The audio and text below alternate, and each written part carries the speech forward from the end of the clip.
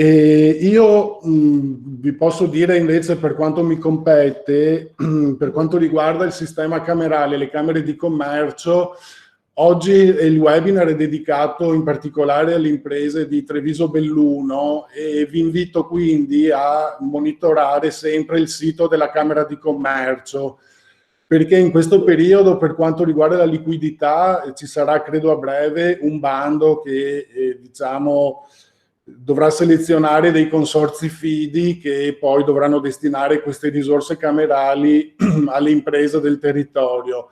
E ci sono comunque, al di là del sostegno alla liquidità, ci sono già attivati dei bandi che riguardano l'internazionalizzazione delle imprese e la promozione del territorio.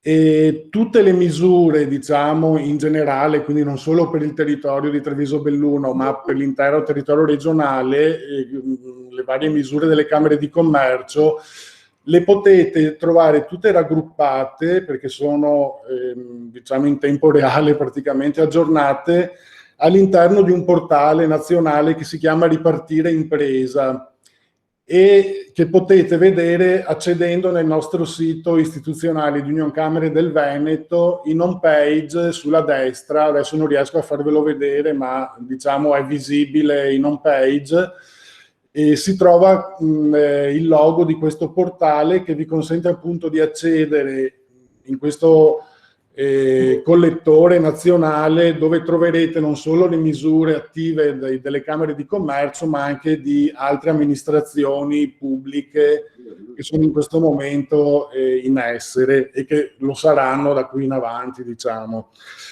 E poi vi segnalo un'ulteriore opportunità che gestiremo noi direttamente come Unioncamere del Veneto, attraverso dei fondi che deriveranno dalla Regione Veneto e dalle Camere di Commercio, una dotazione finanziaria di circa 3 milioni di euro, con la quale faremo un bando di contribuzione sempre rivolto alle imprese di tutto il territorio regionale, un bando di contribuzione che andrà, diciamo, a coprire quelle spese che hanno avuto le imprese da marzo ad ora per l'acquisto di dispositivi di protezione individuale, DPI. Quindi dietro la presentazione di fatture, di spese, eccetera, che le imprese hanno sostenuto, andremo, ecco, a fare un bando che dà dei contributi per questi tipi di spese. Quindi parliamo non solo di spese correnti come mascherine, gel, guanti, eccetera, ma parliamo anche di spese in conto capitale, le chiamiamo, quindi ad esempio divisori, sanificazioni, strumentazioni che le imprese in tutto questo periodo hanno dovuto, diciamo, acquistare, quindi spese da sostenere. Questo bando noi credo lo pubblicheremo nel nostro sito, nella nostra home page, nelle news lo vedrete pubblicato, e credo già la prossima settimana, in modo che le imprese intanto lo possano vedere e possano vedere cosa viene richiesto per partecipare. Poi le domande di contributo però partiranno dal 28 di settembre, resteranno aperte per circa un mese. Il criterio che utilizzeremo, perché non ce ne sono altri da poter utilizzare, sarà quello dell'ordine cronologico. Comunque nel nostro sito, ecco, vedrete pubblicato il bando e poi noi saremo a disposizione ovviamente per ogni tipo di supporto, o noi o con le camere di commercio del nostro territorio. Ecco, io la mia parte di introduttiva l'ho conclusa. Vi volevo solamente, prima di iniziare, dare delle informazioni tecniche, diciamo. I due interventi che seguiranno, quelli del dottor Cavinato e della dottoressa Grespan, che presenteranno delle slide, e ve lo invieremo la prossima settimana, ve le invieremo entrambe all'email con la quale vi siete iscritti per partecipare a questo webinar. Quindi le avrete a disposizione la prossima settimana. Un'altra cosa che vi chiedo è di controllare, ma lo stiamo facendo anche noi, comunque controllate che il vostro microfono risulti disattivato, perché potrebbe creare un po' di interferenze, o se ci sono dei rumori in sottofondo appare la vostra schermata, diciamo, quindi può interrompere il relatore, quindi vi chiedo di spegnerli. E l'ultima cosa, dopo i 2 interventi, quindi non durante, ma faremo alla fine, è prevista la possibilità di fare delle domande, ovviamente, da parte dei partecipanti. Per poter fare domande vi chiedo di mettere il vostro nome scusate, nella chat, in modo che io prendo i vostri nominativi e poi alla fine vi darò la parola per fare la domanda. Ecco, io avrei concluso e lascio la parola al dottor Cavinato. Buongiorno a tutti, adesso cercherò di condividere le slide di presentazione, fatemi sapere se le vedete, per favore. Le vedete? Si vedono? Sì, sì, grazie. Bene, allora inizio il mio intervento. Allora, innanzitutto ringrazio Nicola della puntuale presentazione e di dover ringraziare anche la dottoressa Graspan che ha accettato di buon grado l'invito di partecipare in questa conferenza, alla quale abbiamo volutamente dato un taglio normativo e comunque di inquadramento e un quadro operativo che cercherà di guidarvi nell'operatività per presentare le domande al nuovo fondo di cui è la delibera 6118 del 2020 che riguarda la liquidità alle PMI. Quindi il mio intervento sarà appunto un intervento di cornice nella quale vi darò delle informazioni e vi spiegherò perché la decisione di mettere in piedi questa soluzione è stata individuata ragionando in termini di macroeconomia. Dopodiché la dottoressa invece si occuperà dell'economia normale, quella che riguarda gli utenti e quindi in questo caso potranno beneficiare delle misure, quindi imprese, liberi professionisti, cooperative e quant'altro, in modo che voi siate in grado di presentare eventualmente la domanda di agevolazione. All'interno dell'intervento io tratterò, come faccio abitualmente, una parte di normativa bancaria. Questo era un percorso che avevamo già iniziato 3 anni fa, quindi chi è venuto a vedere le altre conferenze che ho tenuto quando ancora si poteva, adesso non si può, le facciamo tramite web meeting nelle camere di commercio del territorio. Praticamente io introducevo sempre le agevolazioni regionali parlando di normativa bancaria e quindi cercando di fare una certa formazione, cercando di spiegare come mai certe volte la liquidità o comunque il credito alle imprese non l'aveva, spiegando tutta una serie di ragioni. Perché questo succede, ma anche fino a che punto può arrivare lo Stato facendo l'intervento pubblico in economia. Per cui quest'anno, con quello che è successo, questo spazio sarà molto ridotto e sarà solo in 2 o 3 slide che farò alla fine. Questo perché dobbiamo dare seguito praticamente a tutto quel lavoro enorme che è stato fatto nel periodo di lockdown per cercare di essere puntuali e di assistere le imprese a livello praticamente di credito nei momenti di difficoltà. Quindi io partirei con voi in questa praticamente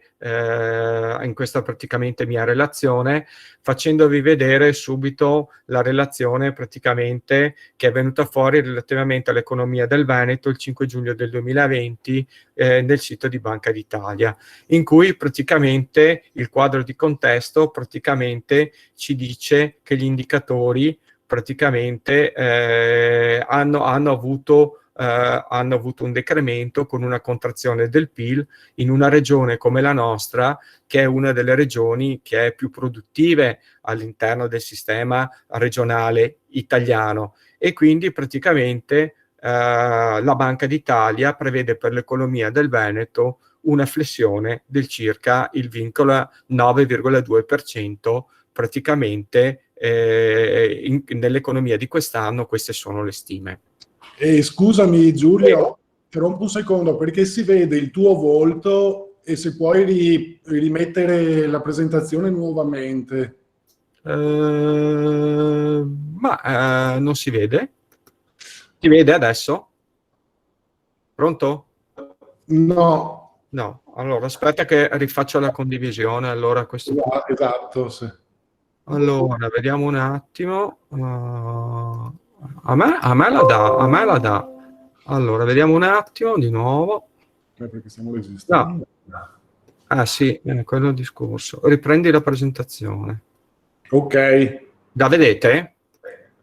Sì, perfetto. Ok, grazie. Del piccolo inconveniente, sono cose che succedono, devo aver premuto. Ok, proseguo. Allora, in questo quadro di contesto, sempre il rapporto di Banca d'Italia del numero 5 di giugno 2020, praticamente ci viene a dire che i prestiti bancari al settore privato non finanziario che hanno ristagnato nel 2019, all'inizio del primo trimestre di quest'anno, avevano praticamente registrato una moderata crescita, però era cambiato praticamente la tipologia di intervento sottostante per il quale erano richiesti.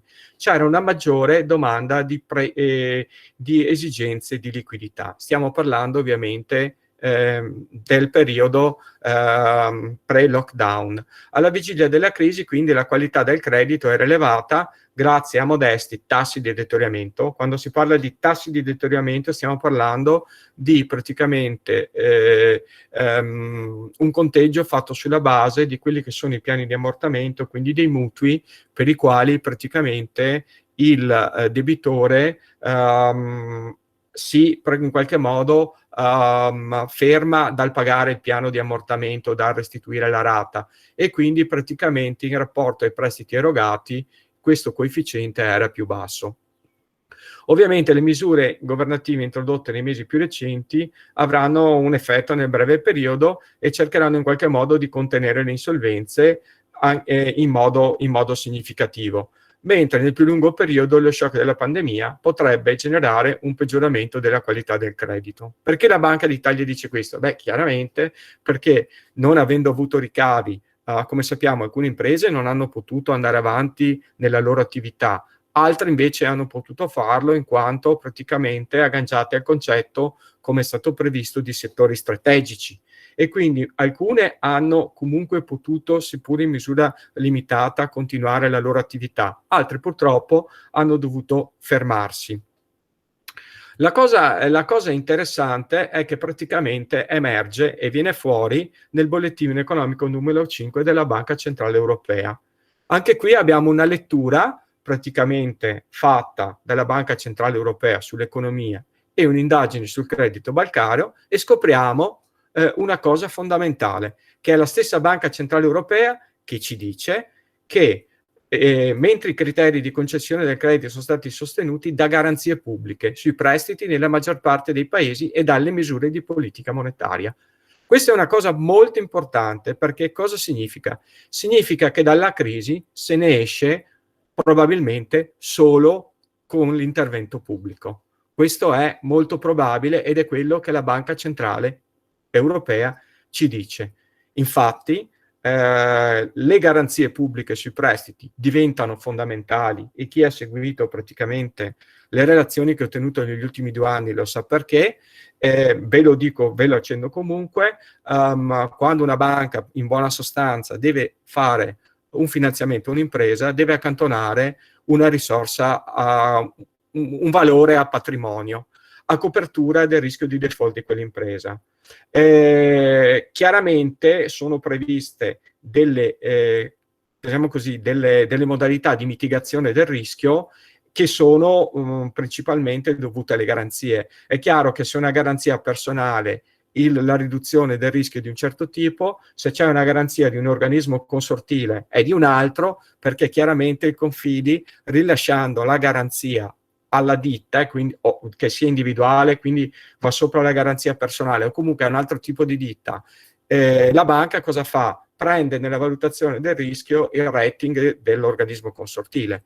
Se poi la banca decide di farsi controgarantire per quel finanziamento su quel beneficiario da fondo centrale di garanzia, praticamente il Fondo Centrale di Garanzia ha la cosiddetta ponderazione zero. Ponderazione zero, che è un termine tecnico, deriva praticamente da un decreto fatto nel 2009 dal praticamente allora ministro Tremonti, che dice che il Fondo Centrale di Garanzia ha la garanzia di ultima istanza dello Stato e pertanto con quella garanzia su quel finanziamento l'accantonamento patrimoniale che la banca fa è pari a zero. Quindi la fondamentale importanza dell'intervento del Fondo Centrale risiede nel fatto che la mitigazione del rischio che una banca si accolla in presenza di una garanzia di fondo centrale è di un certo tipo e quindi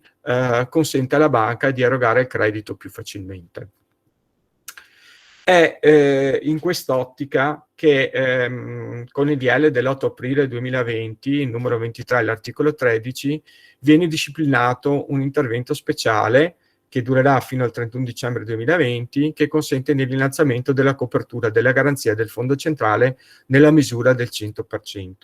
Per i finanziamenti fino ai 30.000 euro. Vi dico 30.000 euro perché nel decreto iniziale era 25, poi con la conversione in legge, nella legge del 5 giugno 2020, numero 40, il decreto è stato convertito e si è aggiunta un'addizionalità di 5.000 euro, per cui diventa 30. Per il resto anche il piano di ammortamento è stato portato a 10 anni con 120 rate, differentemente da quello che era previsto prima.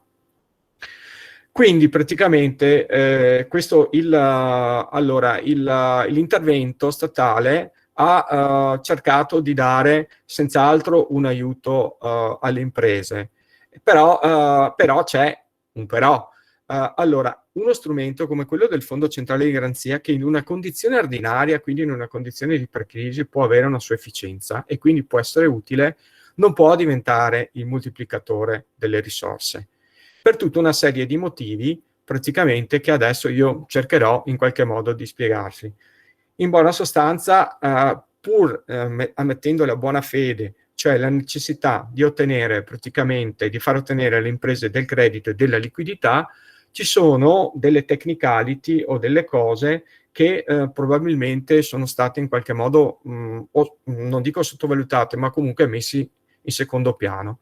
La prima, non si è tenuto conto che stiamo parlando di una garanzia dello Stato e quindi il capitale è il funding che praticamente l'Istituto Mente, quando va a finanziare l'impresa, è capitale proprio della banca e questo capitale deve essere remunerato.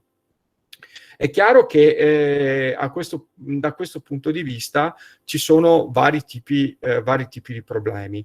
La banca comunque deve farlo remunerare perché, siccome è previsto a monte del decreto che l'impresa che può accedere al fondo deve avere subito nell'anno precedente una riduzione del fatturato, potrebbe anche essere che, siccome il decreto e l'attuazione del provvedimento prevede che il Fondo Centrale di Garanzia non fa l'istruttoria, ed è da intendersi che non fa l'istruttoria sulla parte, diciamo così, amministrativa, potrebbe essere che nel momento in cui la banca va a richiedere un'escussione perché un'impresa in qualche modo non riusciva a ripagare il finanziamento, si trovi praticamente a subire ex post una verifica sull'andamento del bilancio del requisito a monte e quindi il Fondo Centrale potrebbe dire che praticamente la garanzia rilasciata è inefficace.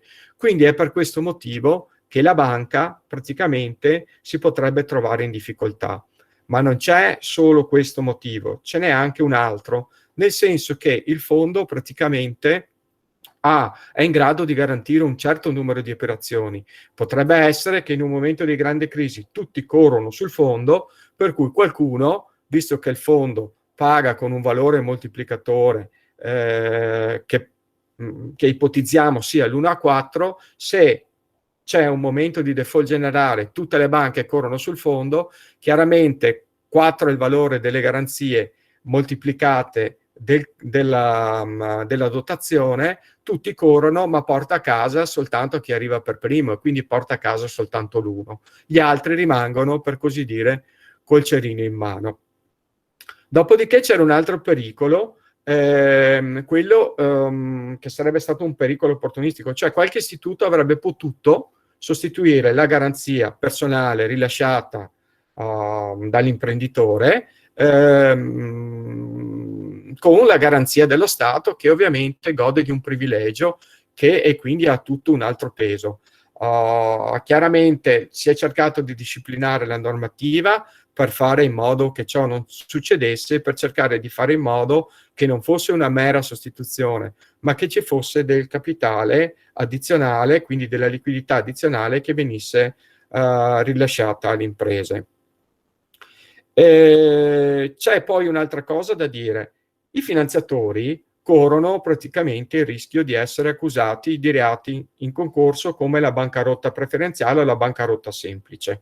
Questo potrebbe verificarsi nel momento in cui un'impresa chiede un finanziamento per la liquidità col fondo centrale e praticamente non arriva a ripagare il debito e praticamente cosa succede? Succede che decide di percorrere la strada della liquidazione di impresa oppure del concordato preventivo.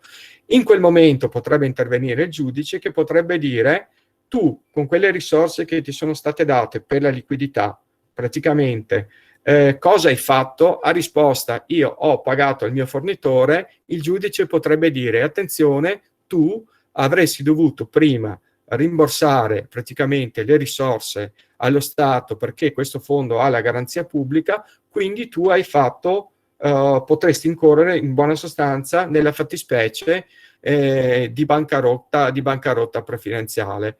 Questo è una cosa che c'è nella normativa, potrebbe accadere, non prendiamo paura, però è giusto rappresentare che vi sia questa fattispecie. Cioè l'aiuto alle imprese potrebbe essere interpretato come tentativo, in buona sostanza, di posticipare il dissesto e poi il fallimento. Vi segnalo che un'impresa ha fatto ricorso perché gli è stato negato l'accesso al fondo centrale di garanzia. Una banca, dopo che l'impresa ha ottenuto la garanzia da parte del fondo centrale, praticamente non ha erogato il credito all'impresa. Questo abbiamo avuto, un caso l'abbiamo avuto a Napoli e un caso l'abbiamo avuto a Caltanissetta. Le praticamente sentenze sono state diverse, e nel primo caso a Caltanissetta è stata data ragione all'impresa. La sentenza più recente è quella del Tribunale di Napoli, che sottolinea nella sentenza che il decreto di liquidità non brilla per chiarezza espositiva e non esclude in qualche modo il dovere delle banche su una valutazione del merito del creditizio del beneficiario. Pertanto sarebbero proprio le banche che potrebbero venire responsabilizzate e il loro comportamento potrebbe essere considerato un illecito perché avrebbero concesso anomalmente il credito, con un'anomalia in buona sostanza.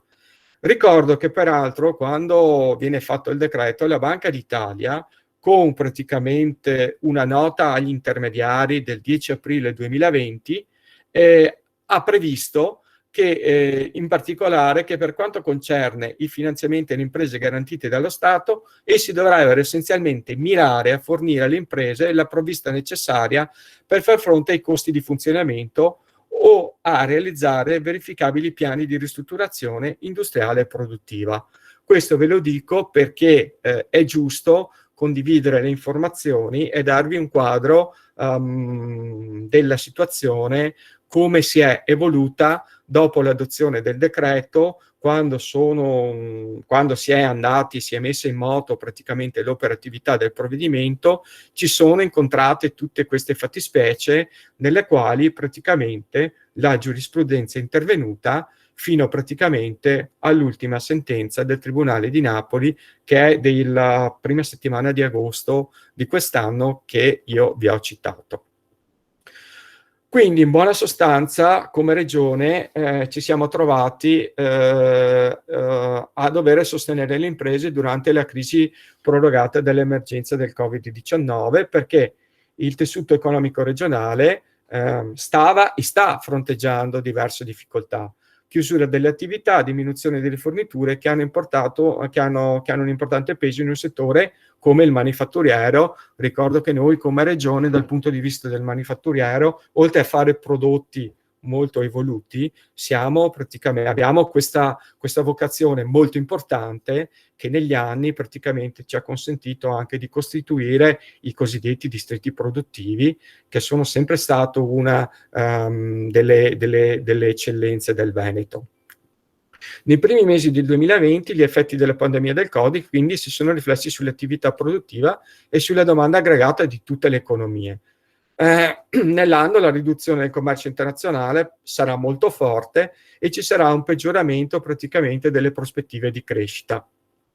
Dinanzi a questo quadro, che è stato rappresentato come previsione nel bollettino economico numero 2 dell'aprile del 2020 della Banca d'Italia, come si è comportata la regione e cosa abbiamo in qualche modo voluto fare. Ci siamo domandati per l'appunto come intervenire, ed è per questo che abbiamo pianificato, come diceva praticamente Nicola, tutta una serie praticamente di interventi che sono rappresentati nel piano ARA Veneto.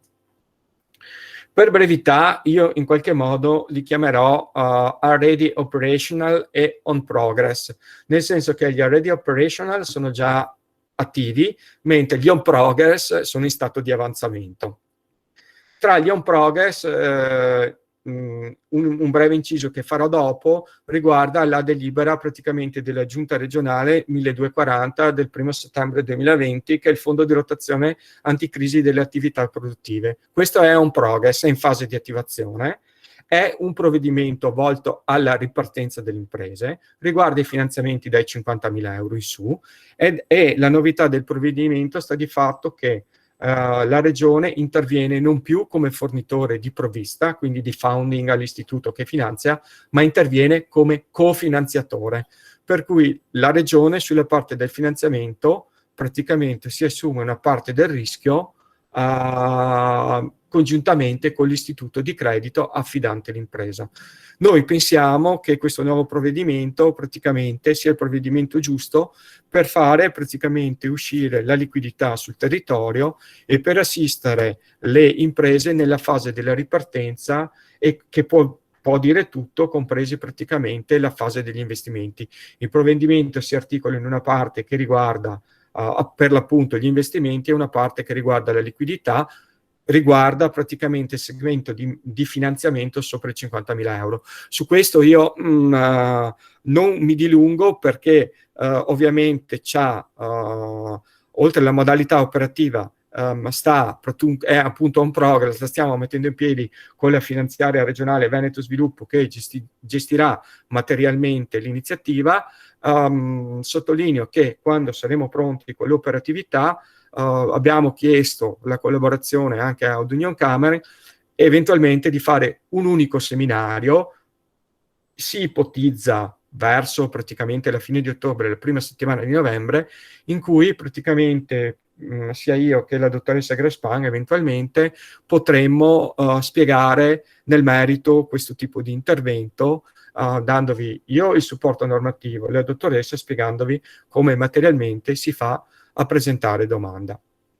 Detto questo, e lo lasciamo da parte perché chiaramente è una cosa nuova e fresca e deve avere la sua attuazione, continuiamo nel percorso che avevo iniziato, che era quello pronto? No, grazie. Di quello che praticamente abbiamo fatto. Quindi praticamente, come dicevamo, era necessario intervenire su vari webinar per i finanziamenti che hai in giro. E praticamente, se c'è qualcuno che ha il microfono aperto, per cortesia potrebbe chiuderlo? Grazie. Scusate. Quindi era necessario intervenire su un segmento.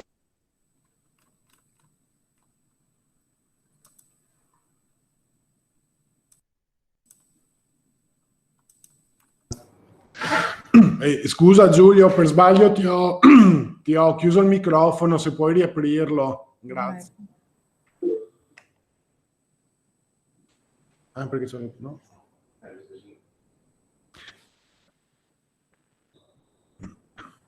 Giulio? Sì, grazie. Sì, un attimo, adesso devo rimettere la presentazione. Si vede la presentazione? Sì. Ok, aspettate che ritorno a mettermela perché eravamo rimasti sul praticamente quello che avevamo pensato di fare. Abbiamo allargato la tipologia dell'intervento della liquidità, che è il provvedimento che introdurrà Sonia, anche a dei segmenti di mercato fondamentali di imprese, secondo noi, che è la cooperazione, ma anche i liberi professionisti. Questa è una novità un po' della normativa del provvedimento sulla liquidità. Siamo intervenuti quindi su 3 provvedimenti che hanno modificato gli strumenti regionali gestiti dalla finanziaria regionale Veneto Sviluppo SpA. Sugli obiettivi degli interventi sono stati tutti concessi ad esigenze di capitale circolante delle imprese. Quindi dovevamo fare 3 tipi di intervento: intervenire sul versamento delle rate dei piani di ammortamento dei finanziamenti agevolati già in corso che le imprese avevano attivato con la Veneto Sviluppo SpA e col sistema bancario sui fondi di rotazione regionali. Dovevamo intervenire praticamente sulle modalità di garanzia finanziamenti collegati alla gestione corrente, in particolare modo sul consolido del debito a breve e sulle operazioni finanziarie bancarie di qualsiasi genere, e questo praticamente abbiamo il fondo di garanzia regionale che tramite la forma della riassicurazione lavora su queste tipologie di interventi, e poi dovevamo mettere in piedi un finanziamento per la liquidità alle aziende in senso stretto. Quindi abbiamo adottato i provvedimenti che vedete in elenco: la delibera della Giunta regionale 388 del 31 marzo 2020, con la quale praticamente abbiamo recepito l'accordo fra l'ABI e le imprese. Praticamente abbiamo collegato questo provvedimento all'articolo 56 del decreto legge 18 del 17 marzo 2020, praticamente facendo la moratoria sul credito. Siamo andati ulteriormente, vista la nostra volontà di dare una mano alle imprese in deroga a quello che prevedono gli accordi, quindi quello imprese ABI e quanto previsto dal decreto, dicendo che qualora vi sia un accordo fra praticamente banche e imprese che possa avere una tipologia differente da quelli, si può sospendere l'erogazione praticamente del pagamento delle rate che restano per un determinato periodo, come previsto nella delibera, in quanto praticamente si voleva dare un segnale in qualche modo che l'amministrazione era vicina alle imprese. Dopo questo provvedimento abbiamo cominciato a lavorare sul secondo provvedimento, che era quello che vi illustravo prima, cioè il supporto alla liquidità delle imprese sul fondo di garanzia regionale che lavora tramite riassicurazione, la cui domanda di riassicurazione può essere presentata a beneficio dell'impresa dai confidi 106 che lavorano praticamente con il fondo di garanzia regionale e che altresì comunque lavorano anche col fondo centrale di garanzia a livello nazionale. In qualche modo loro rilasciano una garanzia all'impresa in modo che a favore dell'impresa alla banca, in modo che questa dia liquidità per gli interventi che abbiamo specificato prima, e in buona sostanza il fondo di garanzia viene a coprire, viene a riassicurare con una percentuale che noi abbiamo innalzato praticamente la garanzia dei confidi.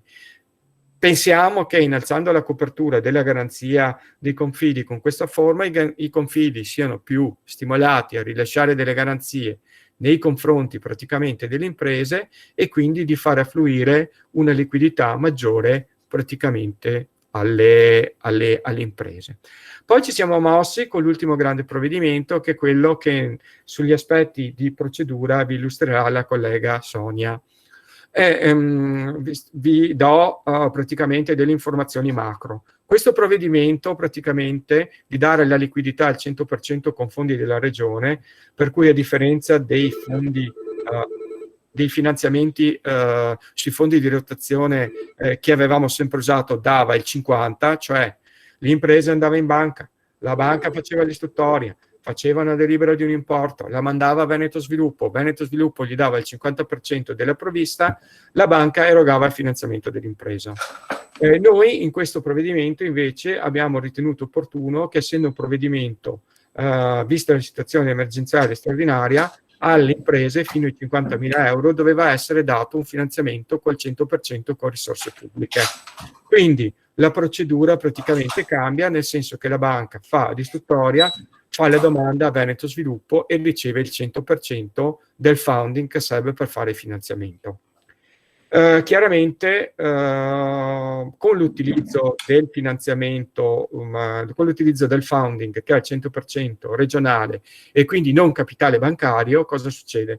Succede che la banca non rischia il suo capitale, ma remunera, e quindi questo capitale che noi gli diamo, abbiamo richiesto che venga remunerato ad un tasso che noi praticamente abbiamo dovuto necessariamente elaborare, in quanto abbiamo dovuto collegarlo a una metodologia di calcolo, perché trattandosi di finanziamento al 100%, per la normativa dell'Unione Europea è praticamente un aiuto di Stato.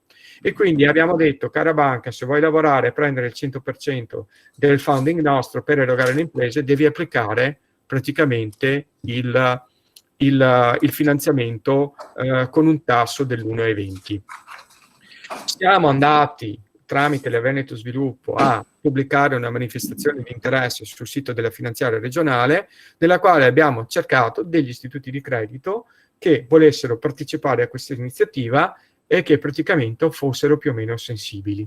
Su questo poi Sonia vi farà un intervento. In buona sostanza, con l'intervento abbiamo voluto andare controcorrente, abbiamo voluto dare il funding non solo alle banche, ma anche ai confidi. Li abbiamo chiamati finanziatori perché il nostro obiettivo era, in presenza di un disimpegno magari di grandi istituti che hanno scelto un modello di business diverso. Gli istituti, vi ricordo, non commettete mai l'errore di non pensarlo, sono dei privati come lo sono le imprese, e quindi possono scegliere a chi dare il credito o meno, come possono scegliere qual è il loro ramo di business. Quindi praticamente possono scegliere che un segmento di mercato magari non sia appetibile per loro. Quindi abbiamo voluto necessariamente coinvolgere in questo tipo di operazione, visto le situazioni emergenziali, i confidi 106, che vi ricordo, a norma del testo unico bancario e a norma praticamente delle varie disposizioni della Banca d'Italia, possono erogare finanziamenti alle PMI o alle imprese in genere fino al 20% del loro attivo patrimoniale, e quindi gli abbiamo dato delle risorse in modo che fossero in grado di sostenere anche loro il territorio. E quindi abbiamo costruito una rete di finanziatori cercando di allargare la filiera del credito. Chiaramente è un esperimento che stiamo facendo. Abbiamo voluto testare anche questa possibilità. È, diciamo, il primo intervento in Italia che viene fatto, ma noi come Regione di questo siamo abbastanza orgogliosi, perché su tutta una serie di provvedimenti siamo andati all'avanguardia anche con la Veneto Sviluppo per molti anni. Questo è bene ricordarselo, in modo che comunque si dia risalto a quello che è stato fatto nel corso degli anni. Certo, praticamente ci sono delle criticità anche qua, perché chiaramente stiamo parlando di una valutazione del merito creditizio di tipo bancario. Siamo in un quadro di norme dell'Unione Europea che vi ricordo che ho affrontato principalmente nel seminario dell'anno scorso, cioè l'erogazione del credito è correlata all'abbinata di 2 regolamenti dell'Unione Europea che sono all'interno del nostro sistema, che sono il regolamento 575 del 26 giugno 2013, conosciuto come CCR, che è relativo ai requisiti prudenziali delle banche, degli enti creditizi e delle imprese di investimento, e praticamente alla direttiva 214/59/E, quella del quadro di risanamento e risoluzione degli enti creditizi, quella che introduce il bail-in. In buona sostanza, le banche devono adempiere a delle normative di credito, di dei requisiti patrimoniali che sono praticamente stabiliti dall'Unione Europea. Quindi praticamente l'operatività dell'erogazione del credito delle banche sconta il fatto di dover necessariamente adempiere a questi praticamente regolamenti che vanno verso quello che è la grande aspirazione che avrebbe l'Unione Europea di realizzare l'unione bancaria.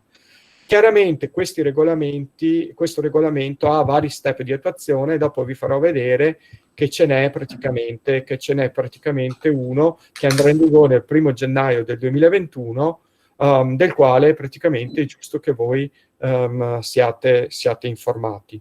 Di converso le banche perché devono comportarsi in questo modo? Oltre ad avere i requisiti patrimoniali e prudenziali che devono assumere in virtù del regolamento 575, si trovano praticamente dall'altra parte anche la direttiva BRD, che è quella praticamente che impone e che dice che nel caso in cui praticamente un istituto non abbia dei range patrimoniali e tutto quanto, ci siano dei problemi di crediti deteriorati e quant'altro, c'è l'applicazione praticamente del quadro di risanamento, del quadro di risoluzione e anche del bail-in, quindi con l'azzeramento praticamente di tutti gli obbligazionisti subordinati, ma anche degli azionisti delle banche, la ricostituzione del capitale sociale, che presuppone che la banca vada sul mercato a raccogliere il capitale, tutte queste cose. Adesso io qua non mi dilungo, poi eventualmente se ci sono domande vi risponderò molto volentieri. Quindi voi dovete pensare che quello che noi abbiamo fatto come amministrazione è stata praticamente intervenire all'interno di un quadro normativo che è composto dalla normativa bancaria, che è quella che vi ho accennato appena adesso, ma anche della normativa sugli aiuti di Stato, che sono contenuti nel Trattato sul funzionamento dell'Unione Europea, articolo 107, della quale praticamente ho parlato l'anno scorso, e anche qua, vabbè, sapete bene che ci sono dei vari regolamenti, che c'è il regolamento generale di esenzione, che c'è il regolamento de minimis, c'è attualmente una deroga perché il patto di stabilità è stato sospeso e quindi c'è il regolamento nuovo che è conosciuto come Regulatory Framework, che è praticamente detta una disciplina sugli aiuti di imprese in maniera molto particolare e quindi praticamente questo detto in buona sostanza. Quindi tutto quello che si fa ha una cornice. È chiaro che all'interno della cornice noi pensiamo di cercare di aiutare più imprese possibile, ma è chiaro che non abbiamo la bacchetta magica. Questo piace usare molto questo termine, però è un termine adeguato dal mio punto di vista. Sulla moratoria del credito, praticamente illustrata prima, allora i beneficiari sono tutte le piccole e medie imprese operanti in Italia, che appartenenti a tutti i settori, che al momento della presentazione della domanda risultino in bonus. Vale a dire che non abbiano posizioni debitorie classificate dalla banca finanziatrice come esposizioni non performing, ripartite nelle categorie di sofferenze, inadempienze probabili, esposizioni cadute e quant'altro. Le richieste possono essere presentate dalle imprese, dalle banche aderenti dall'accordo a partire dal 1° gennaio 2019 fino al 31 dicembre 2020, in relazione a finanziamenti in essere al 15 novembre 2018. L'atto prevede l'adesione all'addendum dell'accordo per il credito 2019 sottoscritto dall'ABI e delle associazioni di categoria il 6 marzo 2020, l'applicazione delle fattispecie contenute nel decreto legge del 17 marzo 2020 e, come vi dicevo prima, la stipula di accordi tra imprese e banche e sugli intermediari finanziari riguardanti i finanziamenti in essere a valere sui fondi di rotazione regionali. Quindi le imprese che non sono nelle condizioni sopra riportate, cioè quelle previste al punto 1 e punto 2, possono chiedere la moratoria sui finanziamenti agevolati regionali. Quindi siamo andati oltre.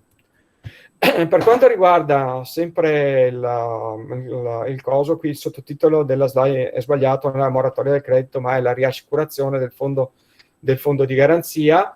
Qui sono beneficiarie le agevolazioni sulle piccole e medie imprese, PMI, anche in forma associata, come definite dalla raccomandazione della Commissione 6 maggio 2003 361 CE. Per rispondere a una domanda presentata in prima nella chat, dico subito, la domanda era: ci sono finanziamenti per le grandi imprese? Allora, attualmente molte delle risorse che avevamo noi, non ultime quelle del POR-FES, per programma operativo regionale, si è praticamente definito praticamente di dare praticamente le risorse alle PMI. Questo è praticamente all'interno del POR è scritto questo. Sul Fondo Centrale di Garanzia, recentemente il Fondo Centrale di Garanzia consente anche praticamente il rilascio della garanzia da parte di fondo alle banche in favore di beneficiari che sono SME, Small Cap.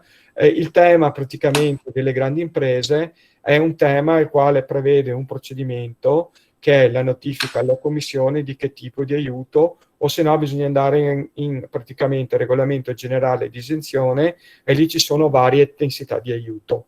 Spero con questo di aver risposto alla gentile signora che prima aveva formulato questo quesito in chat. E qui, allora, lascio da parte ovviamente volutamente la delibera 6118 e la sua applicazione che vi ho presentato a livello macro, in quanto sull'operatività di quella cosa spiegherà Sonia, interverrà Sonia, come si fa, quali sono le banche e quant'altro. Quindi lascio a lei, che è l'altra relatrice, e so che lei sarà molto puntuale su questo. Vi do un'informazione aggiuntiva, che è quella piccola parte di informazioni che do in materia di credito ogni anno, che vi ho detto prima era compattata quest'anno. Vi ricordo che dal 1 gennaio 2021 le banche applicheranno delle nuove regole e quindi applicheranno la nuova definizione di default.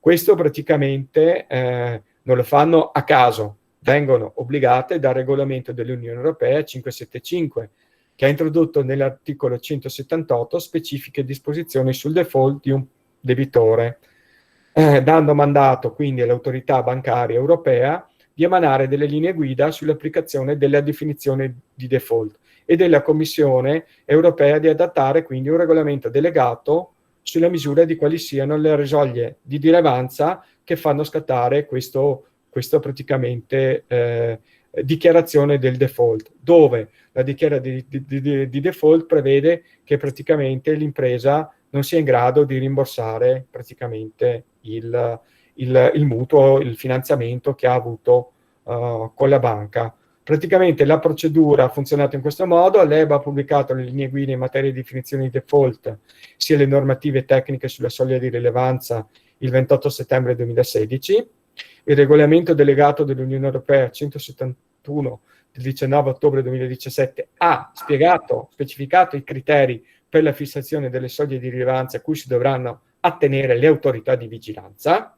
Per autorità di vigilanza parliamo per banche di un certo importo della BCE, per le banche di più piccolo importo è la funzione che è rimasta in carico a Banca d'Italia, e il 26 giugno 2019 con la comunicazione di quella data la Banca d'Italia ha introdotto le modifiche alle definizioni di esposizioni creditizie deteriorate applicate nelle segnalazioni statistiche di vigilanza. Secondo le nuove regole, la banca è tenuta a classificare un'esposizione in default quando l'impresa è in arretrato da oltre 90 giorni su un'obbligazione creditizia rilevante. Per determinare la rilevanza dell'esposizione è stata identificata quindi una soglia di rilevanza articolata in due componenti, una componente assoluta pari a 500 euro e una componente relativa pari all'1% dell'importo totale delle esposizioni delle imprese verso la banca finanziatrice. Il superamento delle soglie di rilevanza viene valutato a livello di gruppo bancario, quindi si deve tener conto dell'esposizione che un'impresa ha nei confronti delle banche e di intermediari del medesimo gruppo. Quindi non solo all'interno di una banca, ma se la banca fa parte di un gruppo, di tutte le banche del gruppo. L'esposizione è classificata in default quando l'azienda supera per un periodo di 90 giorni la soglia di rilevanza. Per le persone fisiche e le piccole e medie imprese che presentano un'esposizione verso la banca per un ammontare complessivo inferiore a 1 milione di euro, la componente assoluta delle soglie di rilevanza è ridotta a 100 euro. Se non vi sono quindi altre valutazioni sulle possibilità che l'impresa adempia alle sue obbligazioni, l'azienda non deve però essere necessariamente classificata in default. L'eventuale default su una singola esposizione non determina l'automatico default su tutte le altre posizioni verso il medesimo intermediario finanziario. Infatti questo è solo per l'esposizione complessiva sotto a 1 milione di euro. Infatti in questo caso la banca ha la facoltà di decidere se applicare o meno la definizione di default alla linea di credito che ha concesso.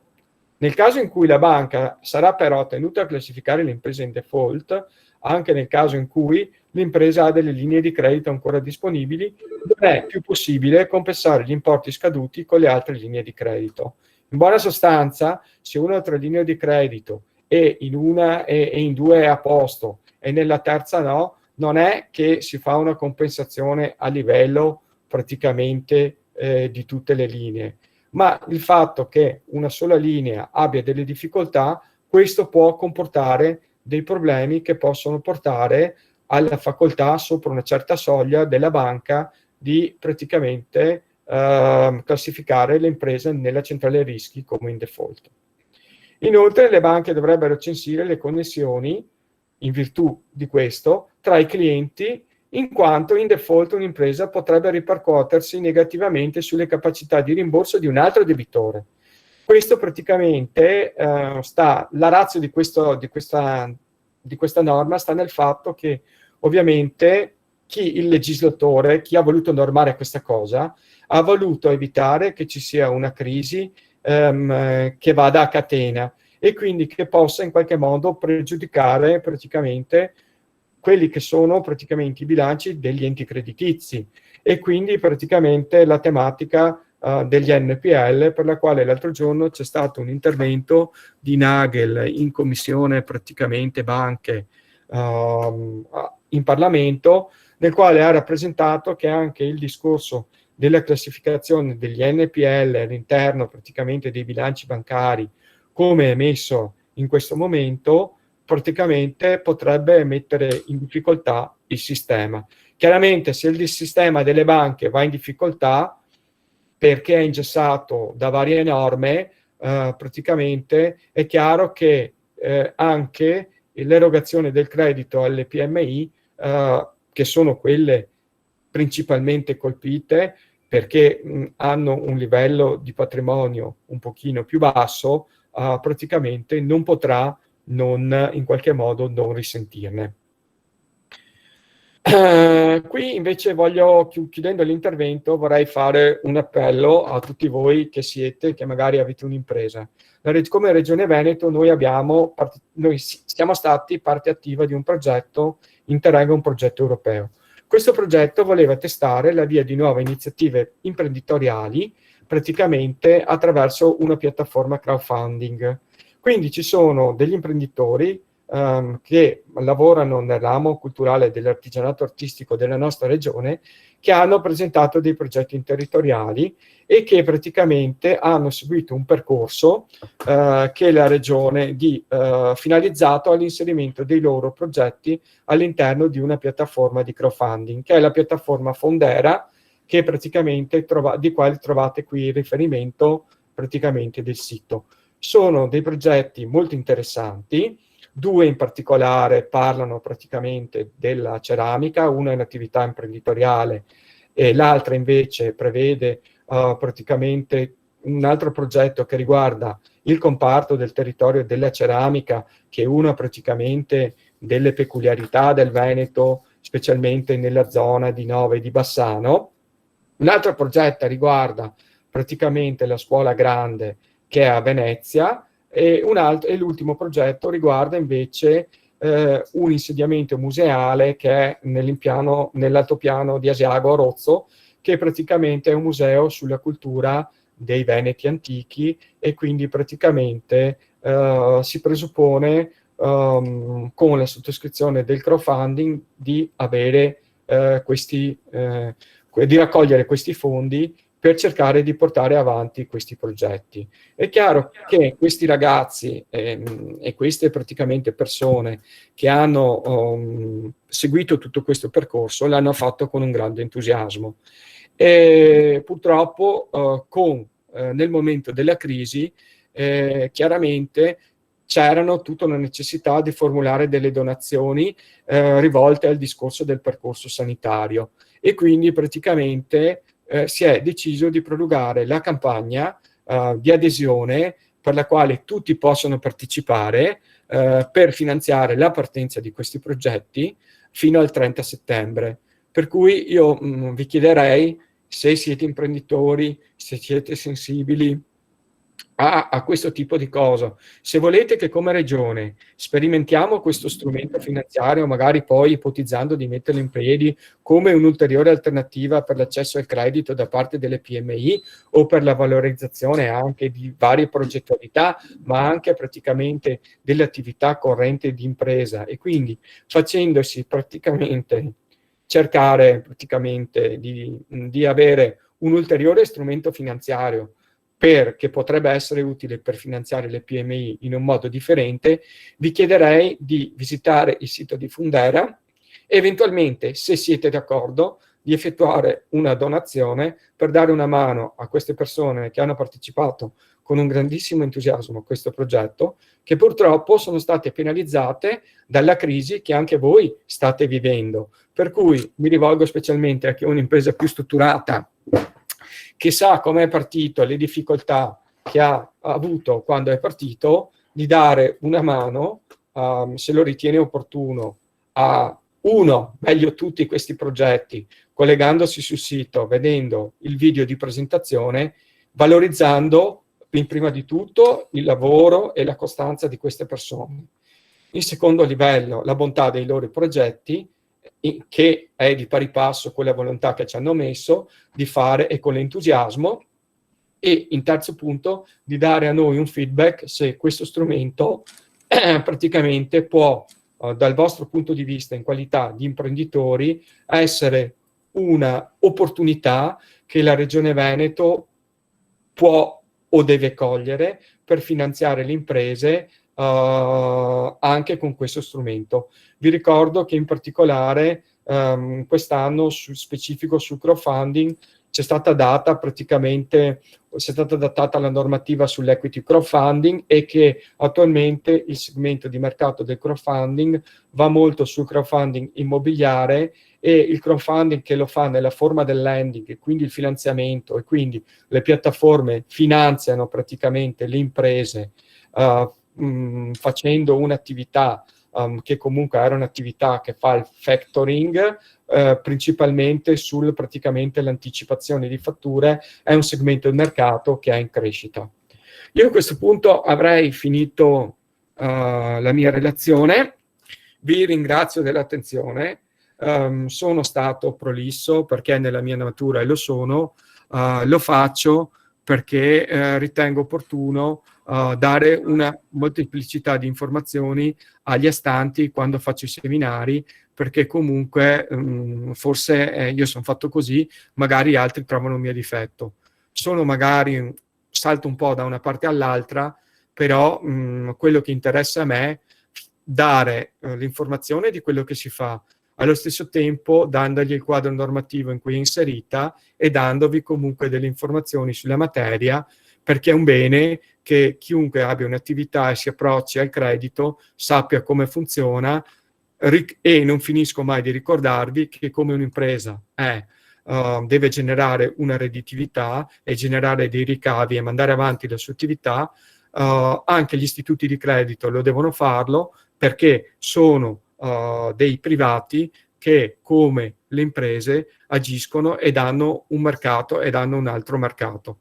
Che poi all'interno delle varie filiere del credito ci siano dei comportamenti che sono più o meno anomali, su quelli vi ricordo ci sono varie modalità di intervento, però ecco, cerchiamo di capire che anche gli istituti di credito sono delle attività di tipo privato, e quindi devono fare i conti con un patrimonio, con una redditività e quant'altro. Questo significa dare un quadro informativo compiuto, al di là di quelli che possono essere dei comportamenti che magari non sono consoni, ma da quel punto di vista, ripeto, i rimedi ci sono, e di questo eventualmente se ne può anche parlare. Io vi ringrazio molto e lascerei la parola al coordinatore dell'incontro. Ci sentiamo magari dopo per la tavola rotonda, se avete delle domande. Vi ringrazio molto e niente, passo la parola a Nicola. Grazie molte a te, Giulio. e se ci sono appunto delle richieste di domanda vi invito a prenotarvi nella chat.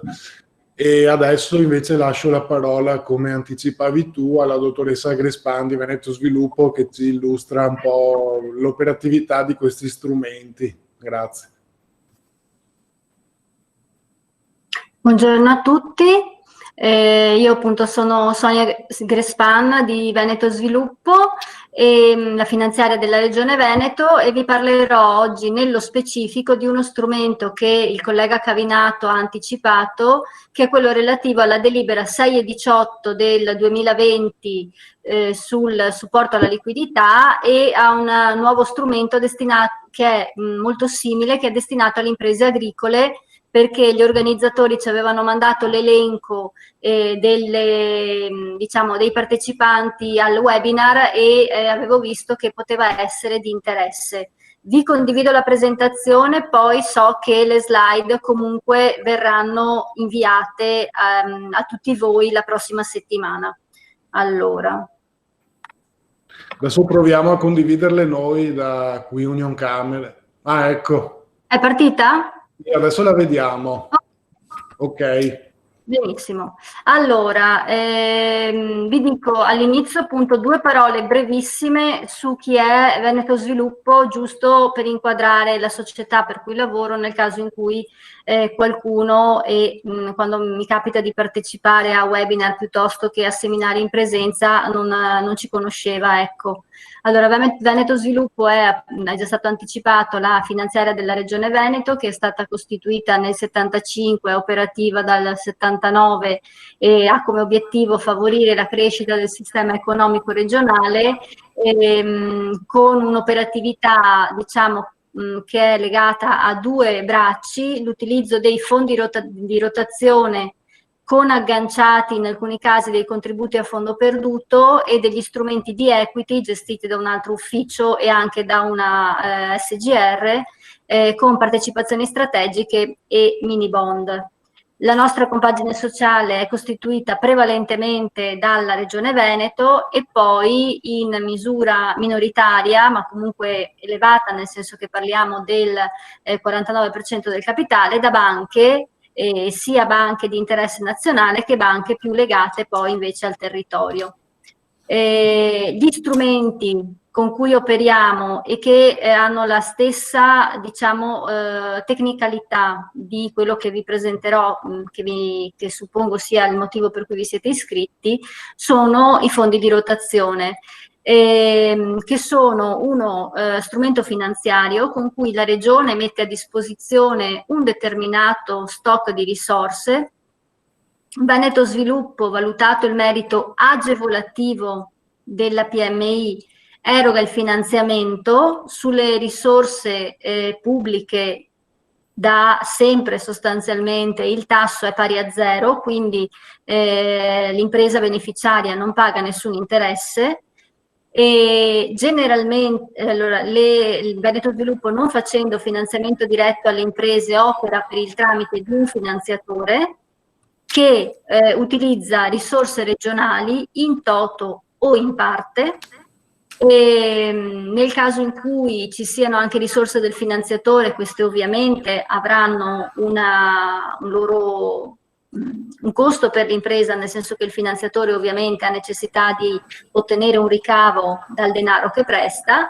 L'impresa quindi riceverà il finanziamento per l'intero importo, farà i rimborsi rateali che ha concordato da piano di ammortamento, e man mano il finanziatore reintegrerà le risorse regionali, quindi non c'è depauperamento delle risorse, perché comunque tornano in circolo man mano che ogni 3 o 6 mesi, a parte questo periodo particolare in cui per l'elevatissimo numero di moratorie ovviamente le aziende non stanno in gran parte rimborsando, ma altrimenti ogni 3 o 6 mesi l'impresa rimborsa la rata, il fondo si ricostituisce e quindi le risorse tornano in circolo per ulteriori stanziamenti a favore di altre imprese piuttosto che della stessa impresa. Noi abbiamo molti, quelli che chiamiamo clienti affezionati, che ogni volta che hanno una necessità sanno che c'è questa opportunità e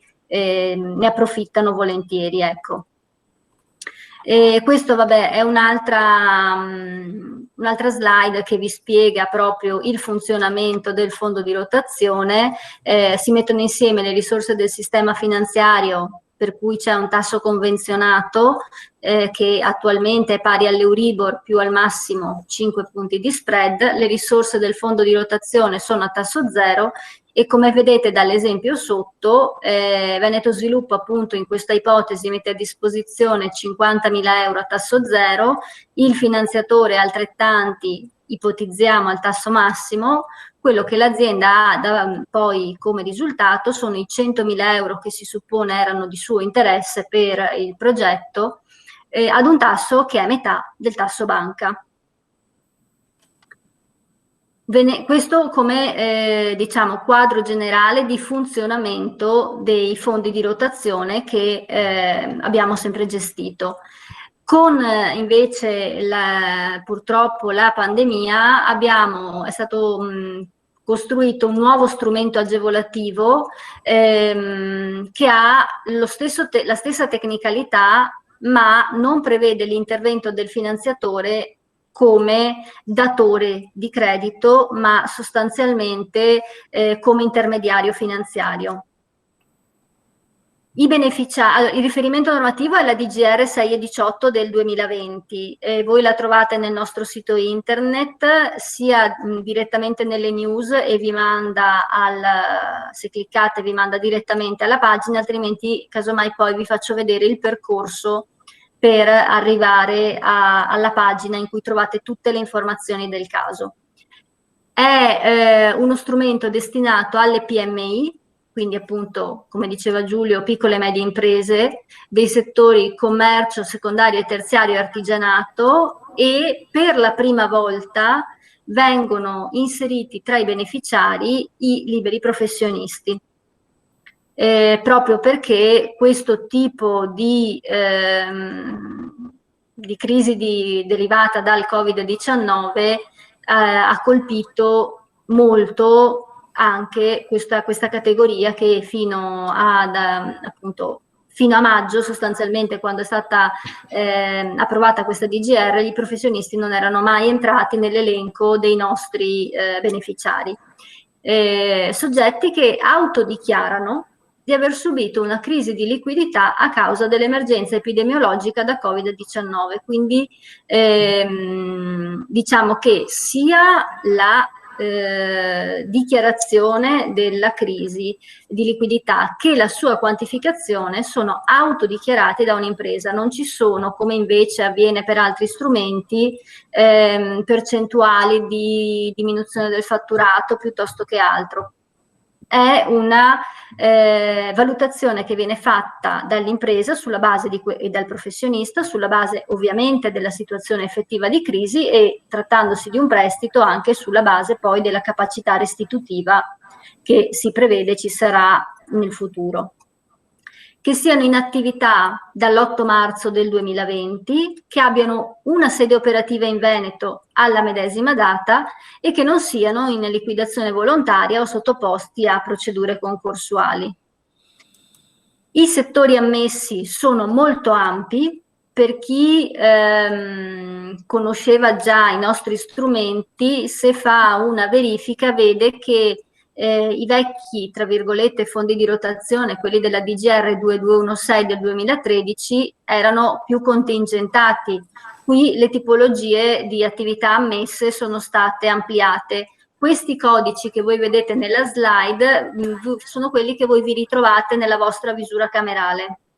Quindi potete fare una verifica rapidissima per capire se siete o non siete ammessi. Però tenete conto che appunto la Regione nel predisporre questa DGR era assolutamente consapevole del fatto che la pandemia ha colpito sostanzialmente tutti i settori, quindi proprio per questo motivo ha allargato quanto più possibile il campo di attività.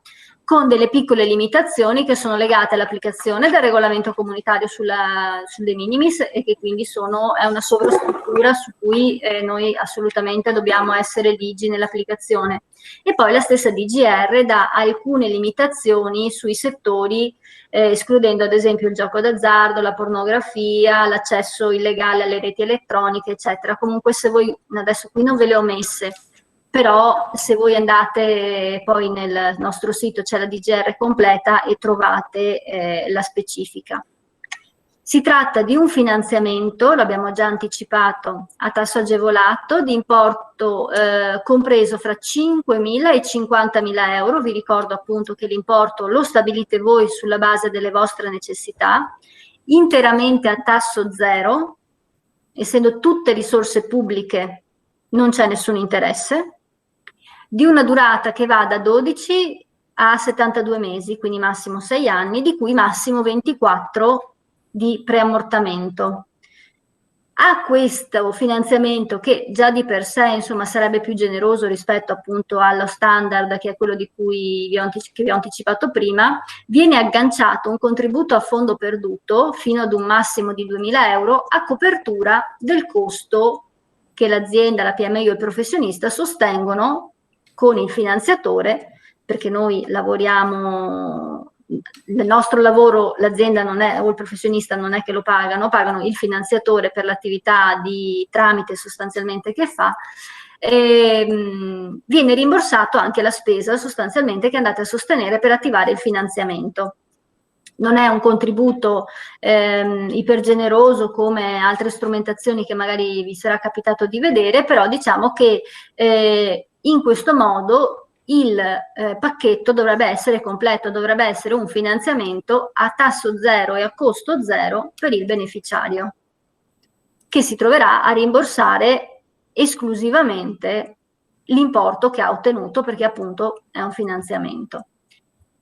La presentazione della domanda avviene in via continuativa, non ci sono click day, finestre o quant'altro, tramite il finanziatore, banca o confidi. Trovate l'elenco nel nostro sito e sono più o meno una trentina di banche e 5 confidi. Entro il 31 dicembre del 2020, salvo proroga.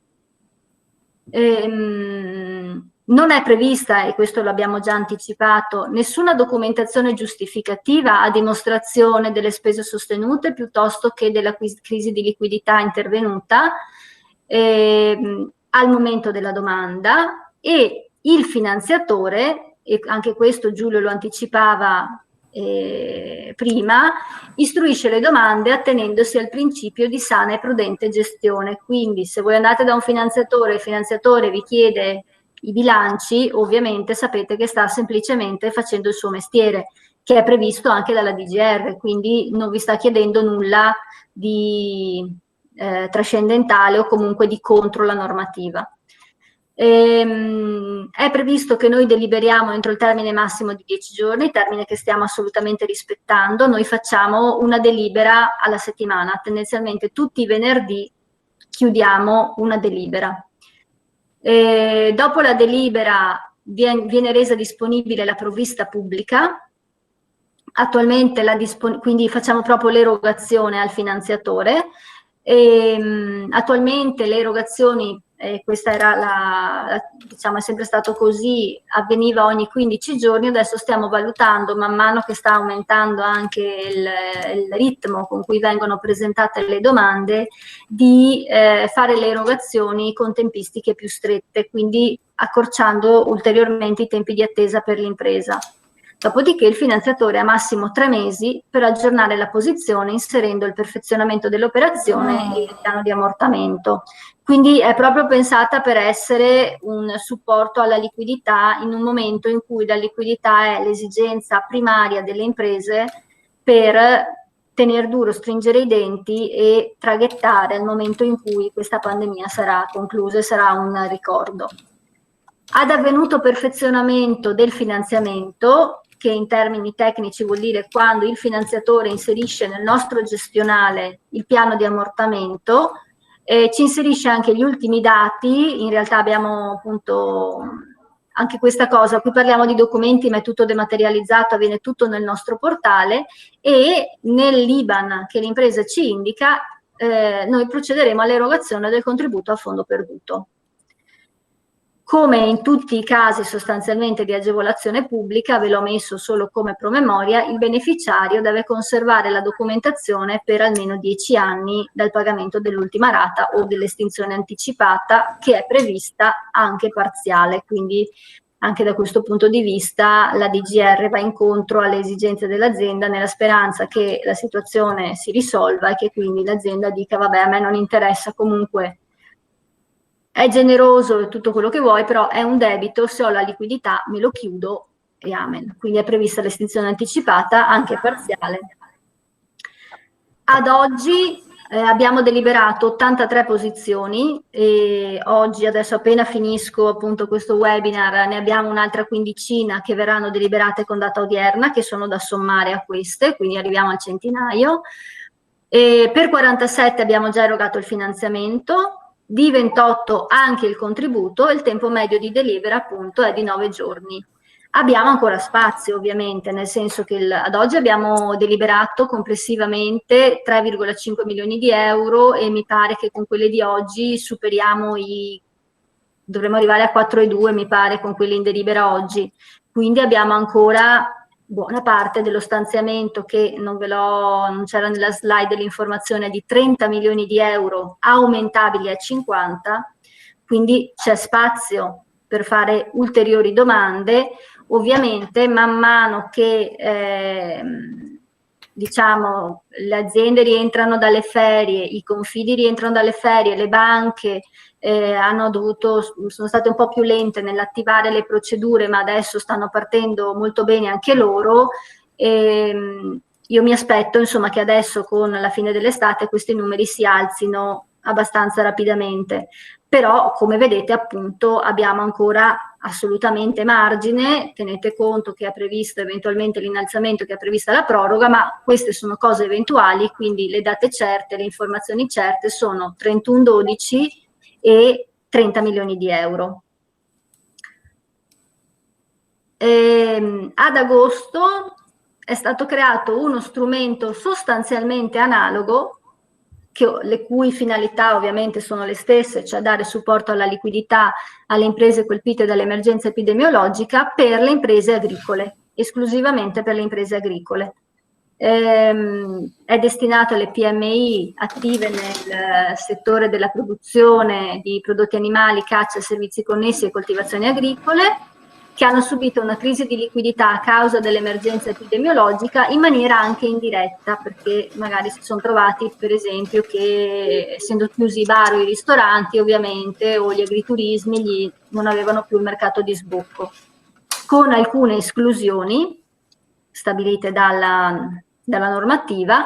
Per tutto il resto, l'ho messo così, valgono le disposizioni già stabilite dalla DGR 6 e 18, quindi da 5 a 50.000 euro come diciamo forbice per gli importi, l'autodichiarazione sulla crisi di liquidità e sulla quantificazione dell'impatto, 12-72 mesi di durata, quindi per tutto il resto è sostanzialmente analoga. Ecco, qui non ci sono i professionisti, perché è connaturato anche alla tipologia di attività che viene svolta. Altri strumenti attivati o in via di attivazione, ma questi li ha già accennati il dottor Cavinato, ve li ricordo perché li stiamo gestendo anche noi: la moratoria sui finanziamenti erogati, le garanzie concesse da Veneto Sviluppo, quindi se qualche azienda aveva un finanziamento o una riassicurazione con noi sa che si può chiedere la moratoria, di fatto moltissimi lo stanno facendo e l'hanno fatto.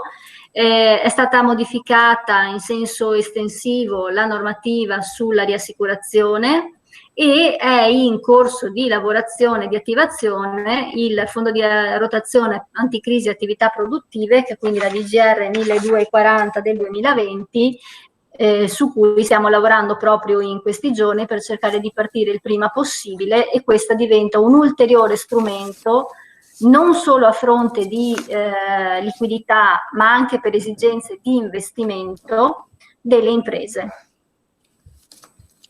Qui trovate i riferimenti, se avete necessità, noi sapete che ci trovate sia via mail che al telefono, siamo assolutamente sempre disponibili.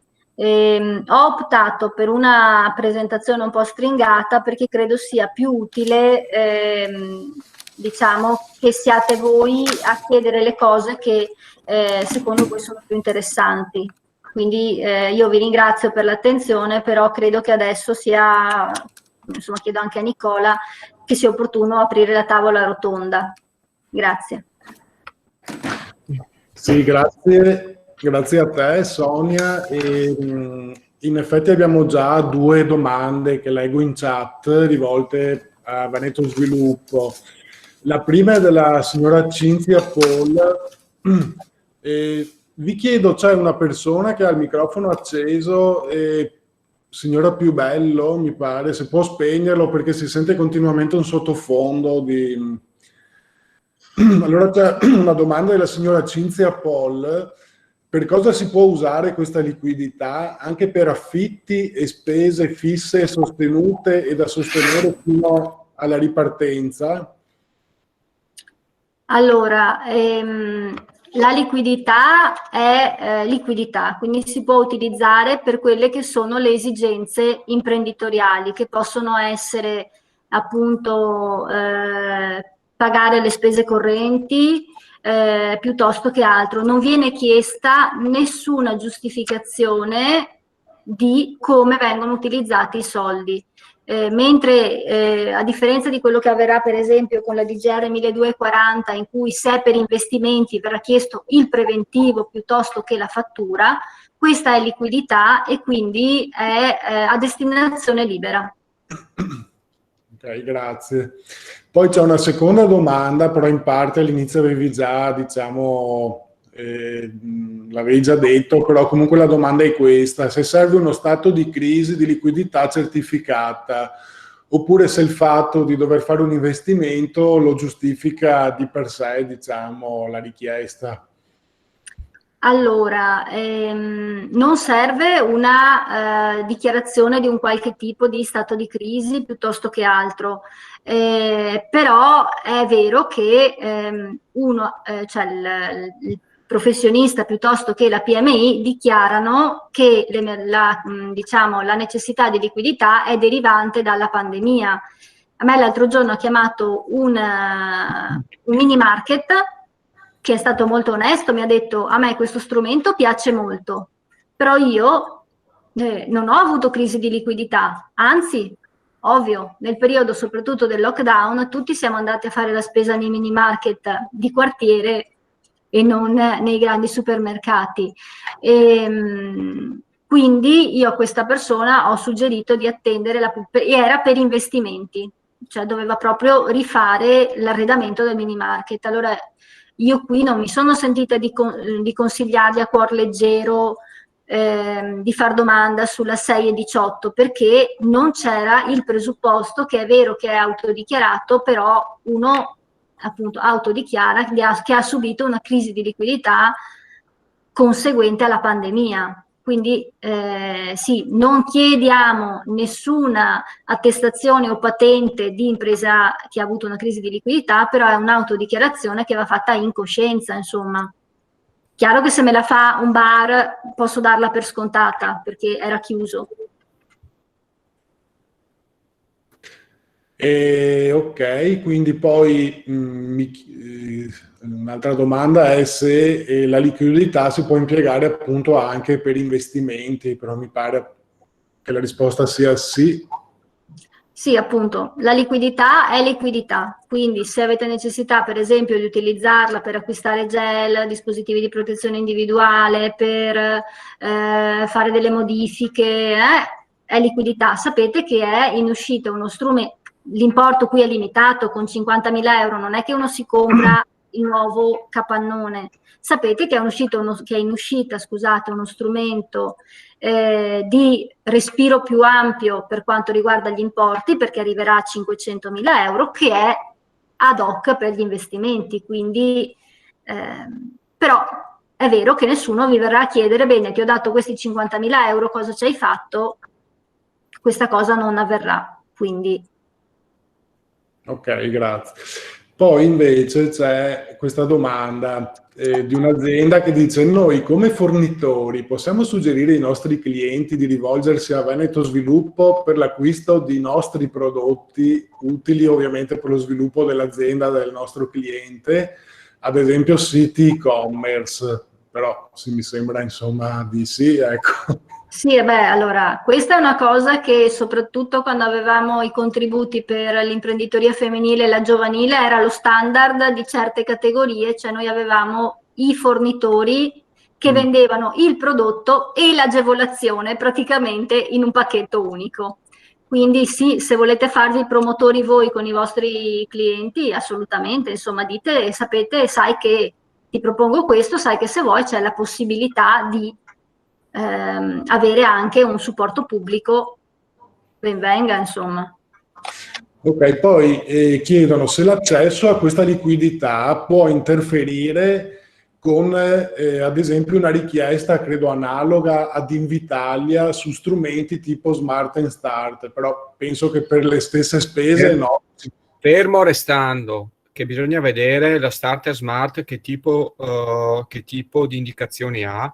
Allora, la regola base è che bisogna vedere, perché se è in de minimis c'è il discorso del registro nazionale di aiuti e dell'RNA, quindi con la registrazione dell'aiuto, col plafond ammesso per ogni impresa che ha valore di 200.000 euro. Detto questo, allora, ci sono, quando vengono fatti i provvedimenti di agevolazione alle imprese, quello che la legge non vieta è lecito, per cui se in Starter Smart c'è scritto che c'è un divieto di cumulo, questa roba non si può fare. Per quanto riguarda invece il fatto che noi abbiamo messo delle limitazioni del provvedimento, non l'abbiamo volutamente fatto perché praticamente è un provvedimento che va in direzione di aiutare le imprese, eccetto ovviamente quello che ho premesso prima, che era praticamente il divieto di cumulo e quindi di arrivare nel senso di superare il plafond da regolamento, perché la 6/18 agisce in regime de minimis. Come ho spiegato l'anno scorso, lo ripeto oggi perché è sempre bene ricordarlo, quando si ottiene un aiuto pubblico, l'aiuto a fondo perduto di 20.000 euro conta 20.000 euro, ma non è che se un finanziamento è stato ottenuto con una garanzia, quella garanzia non è considerato un aiuto e non va calcolata. Stessa cosa vale per il finanziamento.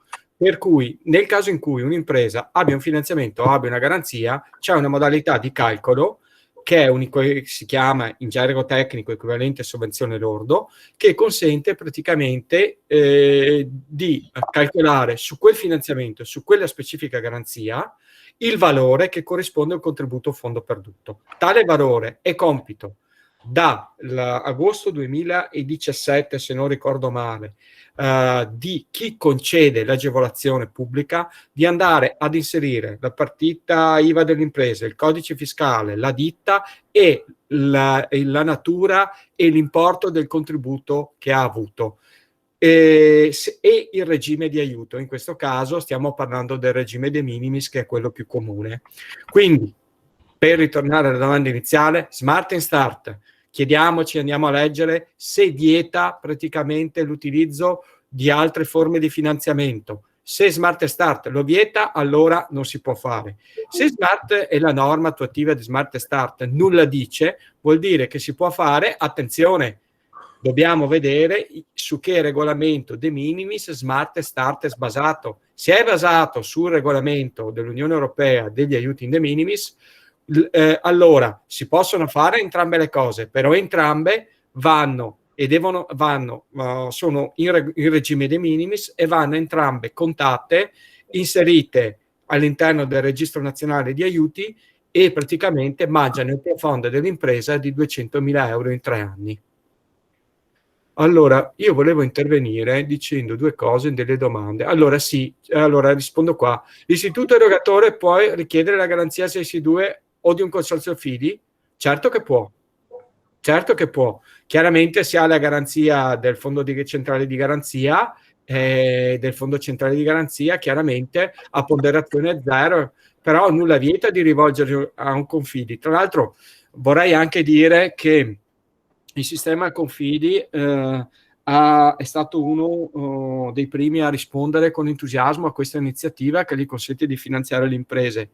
E ci risulta dai dati che ci siamo scambiati con Veneto Sviluppo che insomma stia entrando in questa operatività in maniera abbastanza importante, ovviamente nei limiti che hanno, quindi sta dando un buon contributo, anche loro stanno facendo la loro parte, insomma. Chiaramente anche loro sono dei privati, devono avere una redditività e quindi è giusto che richiedano dei costi per l'attività che fanno. Anche loro sulla delibera aderiscono l'1,20. Per cui, per rispondere a una domanda che ho visto più avanti nella catena, allora quando noi parliamo praticamente di tasso zero, parliamo di tasso zero sul funding, mentre l'1,20 è il costo praticamente degli oneri amministrativi e di monitoraggio della pratica, che sul valore massimale dei 50.000 euro, l'1,20 applicato sui 50.000 euro, adesso non mi ricordo l'importo esatto, ma produce degli interessi che sono di 2,7, qualcosa del genere. Allora, cosa significa? Che un'impresa che fa un finanziamento di 50.000 euro con 2 anni di preammortamento a 24 mesi e viene applicato l'1,20 ha un interesse superiore rispetto a praticamente quello che è il contributo regionale. Ciò non toglie che comunque è stato fatto uno sforzo da parte della regione per abbattere totalmente il tasso di interesse. È chiaro che quell'1,20 va considerato sulle spese amministrative e sugli oneri di monitoraggio, quindi del presidio della posizione del debitore sulla centrale rischi, che in qualche modo devono essere riconosciuti praticamente all'intermediario finanziario, che sia Confidio che sia banca, perché chiaramente fa un lavoro. Quello che non gli viene remunerato, come spiegavo prima, è il capitale che a loro viene dato. Allora. Sì, poi c'è una domanda che però, vabbè, mi sembra se un dipendente privato che ha anche partita IVA può partecipare a... però sì, direi che non ci Quanto sono... libero professionista. Esatto. Basta che restituisca l'interesse, che sia classificato come libero professionista. Allora, la domanda sugli interessi zero l'ho risposta. Vabbè, i numeri di telefono e ovviamente gli email li avete. Allora sì, se l'azienda ha ricevuto il finanziamento a fondo perduto, il famoso finanziamento garantito dallo Stato, può fare richiesta per l'ulteriore liquidità? Sì, certo che può. Abbiamo voluto creare un sistema integrato per dare più aiuto possibile alle imprese. È chiaro che vale il regolamento, in questo caso sono 2 regolamenti diversi, perché mentre il regolamento de minimis, sul quale praticamente gira la 618, è il regolamento, quello base, è il 1407 del 2013 con la registrazione dell'aiuto all'RNA, l'aiuto ricevuto dallo Stato è soggetto al regime del regolamento del temporary framework, per cui non viene computato all'interno praticamente del castelletto delle risorse del regime de minimis. Quindi la risposta è certo che sì, si possono fare entrambe le domande. Quindi ricordate sempre che la cosa fondamentale quando ci si approccia a un intervento pubblico di aiuto alle imprese è il cosiddetto regime di aiuto.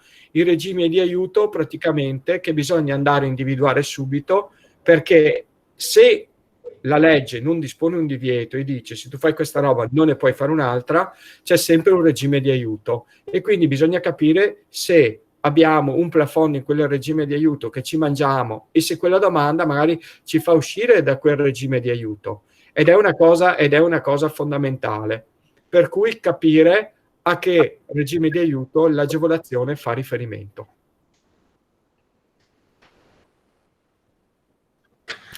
Quindi la stessa cosa vale anche per una domanda sugli Sabatini. Ok. Poi ci chiedono se è in uscita un'altra misura per gli investimenti, per il rinnovo locali, ad esempio settore commercio, questo non lo so. Allora, tutte le risorse che c'erano sono state... Allora, abbiamo delle idee. chiaramente sottoporremo questa idea alla governance. Adesso ci sono le elezioni, per cui dobbiamo un attimo aspettare, vediamo le volontà della governance. Chiaramente avremo delle idee. In questa fase le risorse che prima avevamo intenzione di destinare in un certo modo, come voi sapete, abbiamo dovuto dare una mano a certi settori che sono stati individuati e abbiamo messo le risorse lì in buona sostanza. Abbiamo fatto questo bando che ha deciso di aiutare un certo tipo di settori. È chiaro che questo tipo di soluzione espone l'amministrazione magari a delle critiche da chi si è sentito escluso.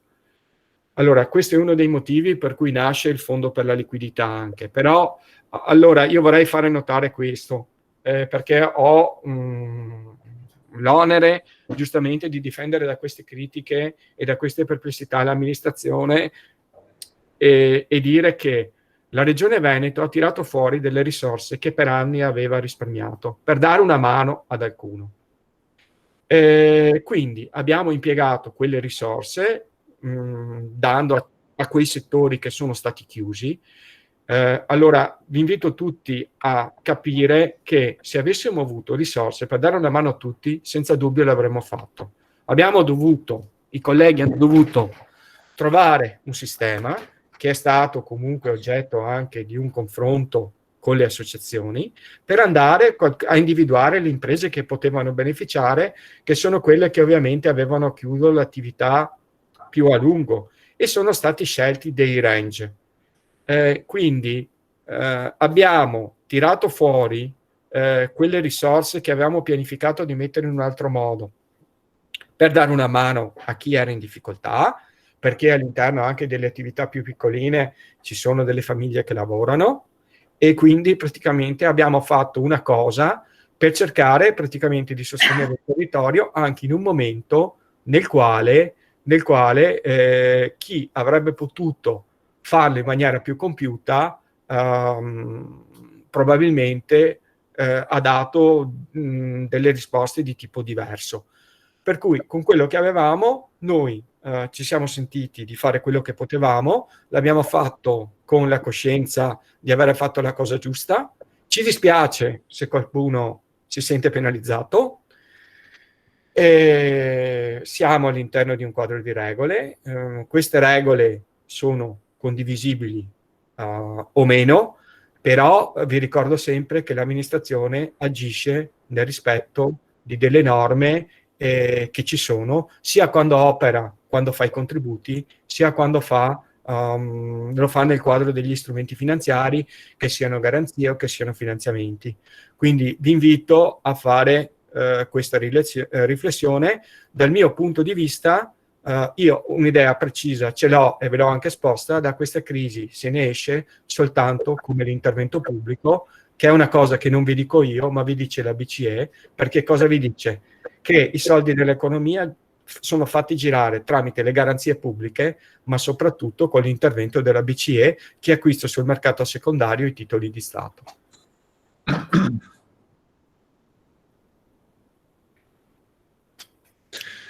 Sì, c'è una domanda qui che io non riesco molto a capire, comunque ve la pongo anche a voi. Se l'azienda volesse utilizzare l'importo anche per implementare il programma gestionale al fine della norma sulla crisi d'impresa, può farlo, e per i flussi finanziari? Bisogna che chi ha scritto la domanda sia così gentile da illustrarci cosa intende con questa, può intervenire illustrandoci bene, in modo da dargli una risposta più puntuale, perché magari scritto così si dà luogo a dei fraintendimenti. Quindi chi ha scritto, se può per favore intervenire e fare delle domande, e fare la domanda, formulare la domanda in voce. Grazie.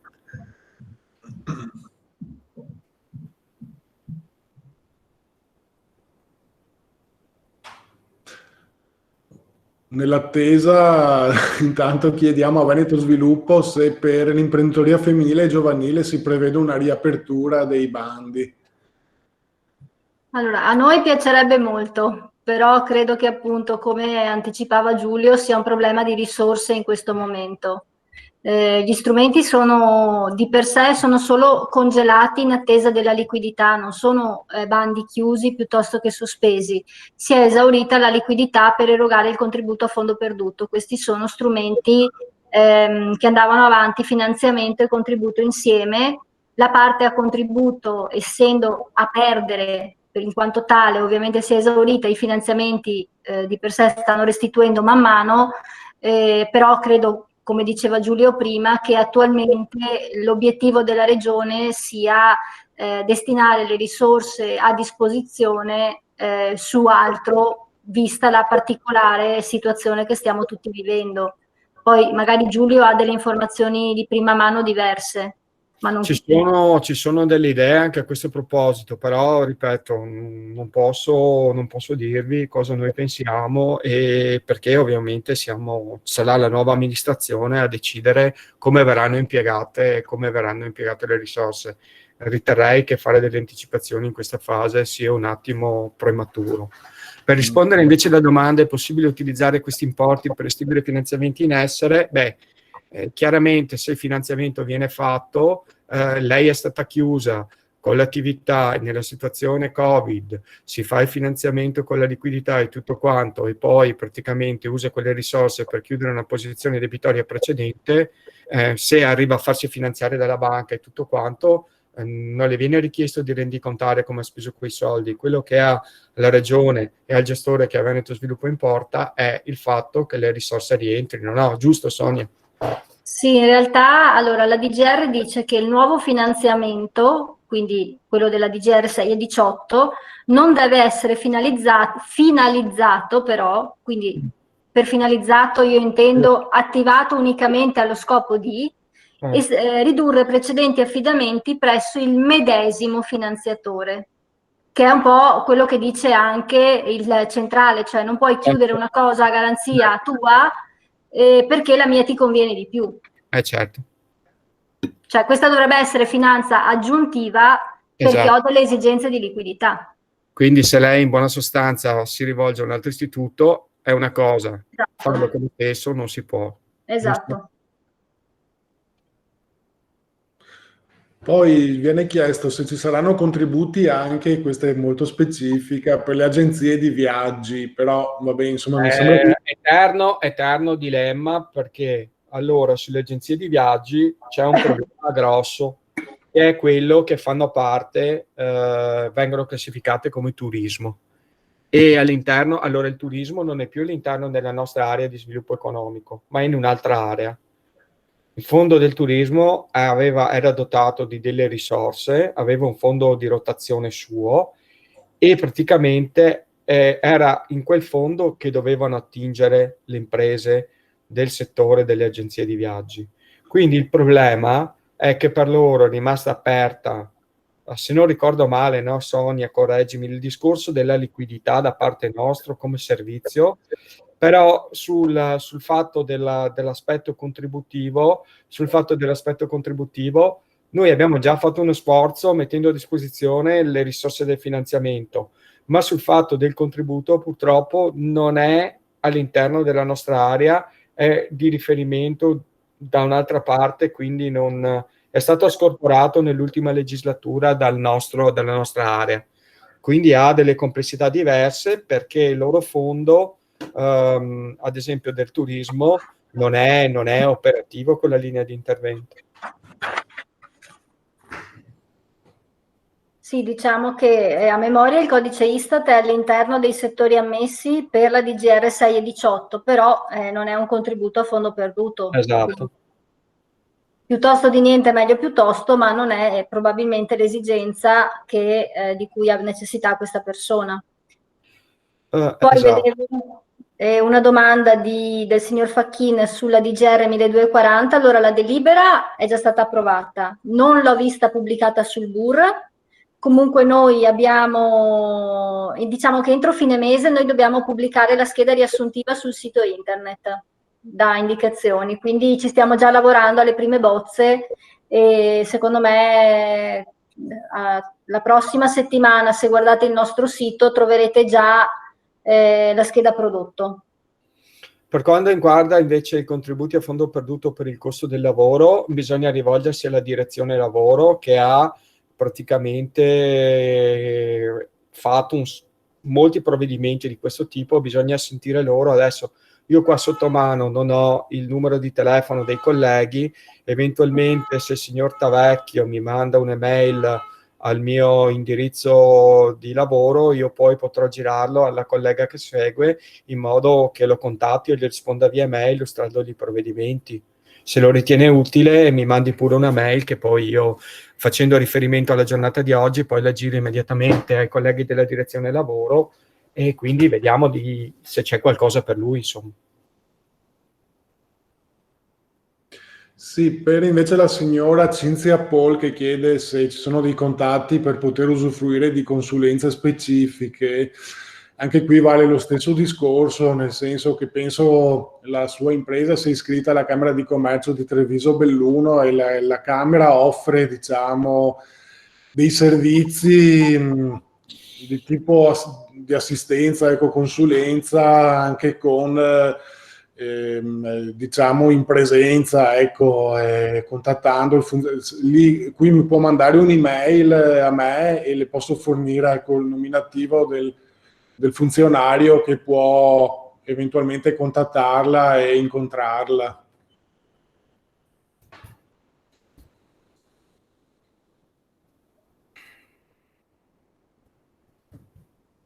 Se ci sono altre domande, comunque noi siamo qua, abbiamo ancora tempo, per cui insomma, se avete dei dubbi, qualcosa, siamo qua appunto per fare formazione e per darvi le informazioni del caso, anche magari su cose delle quali sentite ultimamente parlare che coincidono con le attività, insomma.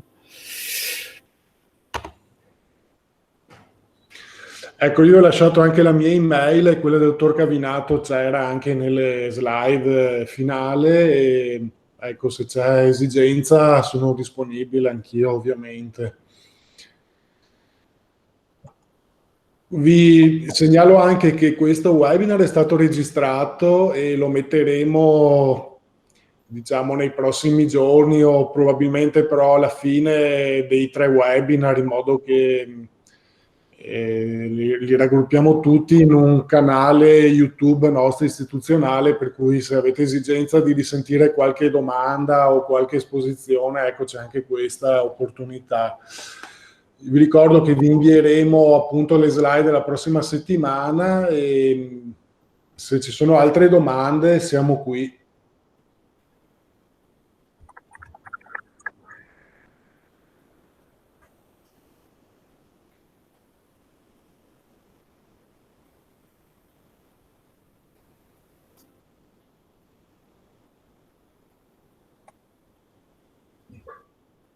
Una cosa fondamentale, adesso, se vi recaste a un istituto di credito, l'istituto di credito vi dicesse che non ci sono informazioni, tutto quanto, sull'iniziativa, se siete così gentili, per favore, da scrivere una mail agevolazioni, praticamente in modo da, ad agevolazioni@venetosviluppo.it, in modo da girare la segnalazione alla direzione centrale dell'istituto, per capire bene cosa è successo.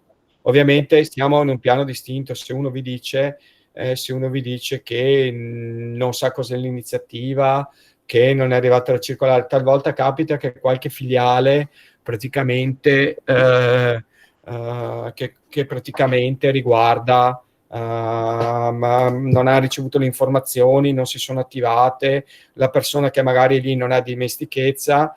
In certi casi molte domande sono seguite praticamente dalle direzioni generali, dagli uffici di finanza agevolata, e quindi certe volte magari qualcuno all'interno della filiale che approcciate, tipo lo sportellista, si perde. Questo è un buon motivo per abituarsi, anche se le domande poi le banche le inviano online a Veneto Sviluppo, a recarsi nell'istituto con una fotocopia o comunque stampando la domanda di agevolazione che c'è in facsimile sui siti, perché questo si dà l'idea all'interlocutore di conoscere l'iniziativa e di voler fare quell'iniziativa lì, e gli si dà quel pungolo per attivarsi. Sono cose molto importanti che io dico sempre, le ripeto anche stavolta, e quindi ve lo segnalo. Gli istituti che collaborano con Veneto Sviluppo, nel sito di Veneto Sviluppo ci sono, in corrispondenza di ogni agevolazione c'è una scheda allegata dei finanziatori. Le misure presentate valgono in tutta la regione? Certo che sì. Ci sono iniziative dedicate a specifiche province. Allo stato attuale l'unica provincia di gode in un fondo suo è la provincia di Belluno, che ha il fondo di rotazione della legge 1994, che ha praticamente anche un piccolo vantaggio per quanto riguarda l'impresa in fase di startup, quindi la nuova impresa c'ha un contributo, mi pare di ricordare, del 20%, cioè un 100%. Fino a 20.000 euro. 20.000 euro, Quindi quello sì, ma è l'unico che ce l'ha, è la provincia.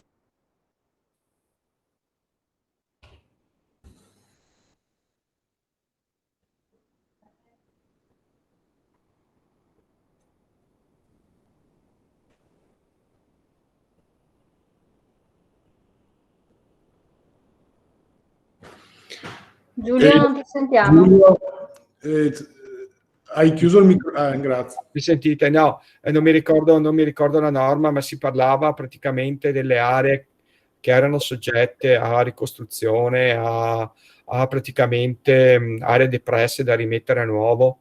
Non mi ricordo bene la norma, però che è una norma a livello nazionale, qualcosa è stato fatto.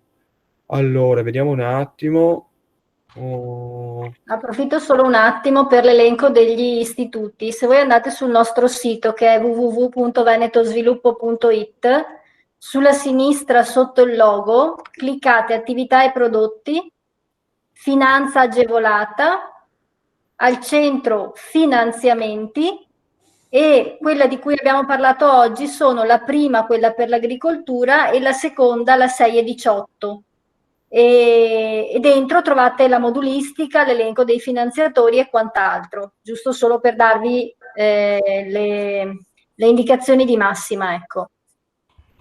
Allora, contributo del prossimo bando in uscita sul rimborso spese Covid. Non è un bando che ho fatto io, quindi bisogna leggere in quel bando lì e poi vedere, confrontare quel bando lì con il credito d'imposta. Allora bisogna leggere cosa è scritto nel bando, se ci sono incompatibilità fra le due norme, sia nel bando sia nel credito d'imposta, e quindi quello che è scritto all'interno delle linee guida dell'Agenzia delle Entrate, e vedere per l'appunto se uno vieta l'altro e poi eventualmente su che regolamenti dell'Unione Europea agiscono. Allora il bando DPI sarà molto probabilmente in de minimis, e la de minimis non prevede il cumulo con altre misure. Rispondo io. E poi per quanto riguarda il progetto Treviso 2020, che è un progetto della Camera di Commercio, invito la signora a mandarmi un'email, così le do il contatto della persona con cui parlare. E altre, vediamo. Vi metto il percorso sotto per arrivare alla lista dei finanziatori. Adesso ve lo scrivo nella chat.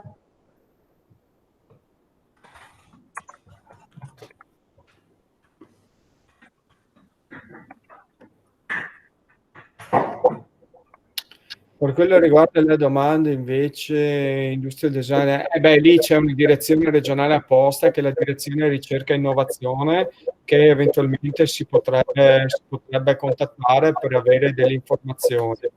E quindi io vi inviterei a contattare praticamente la direzione ricerca e innovazione su questa partita, perché è una materia che seguono loro. Poi sulla ricerca e innovazione ci sono dei regolamenti diversi, quindi vi inviterei a rivolgersi alla direzione regionale ricerca e innovazione. E per la registrazione vedo che diversi non sono riusciti a seguire la prima parte e, come dicevo prima, metteremo la registrazione del webinar disponibile non subito, ma credo verso alla fine della conclusione di tutti e 3 i webinar. E nel volantino che avete ricevuto con il programma c'è il link YouTube, come dicevo, nel quale verranno caricati.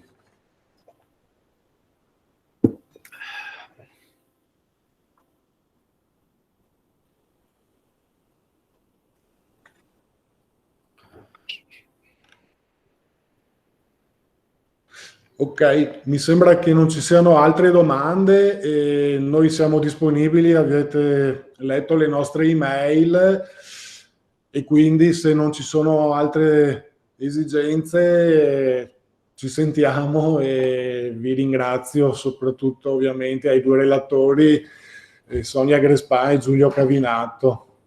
Grazie a tutti. Grazie a voi. Buona giornata, speriamo che gli interventi fatti vi consentano di accedere alle nostre agevolazioni e niente, eventualmente se avete bisogno di informazioni potete contattarci ai riferimenti in modo che così sapremo darvi le indicazioni.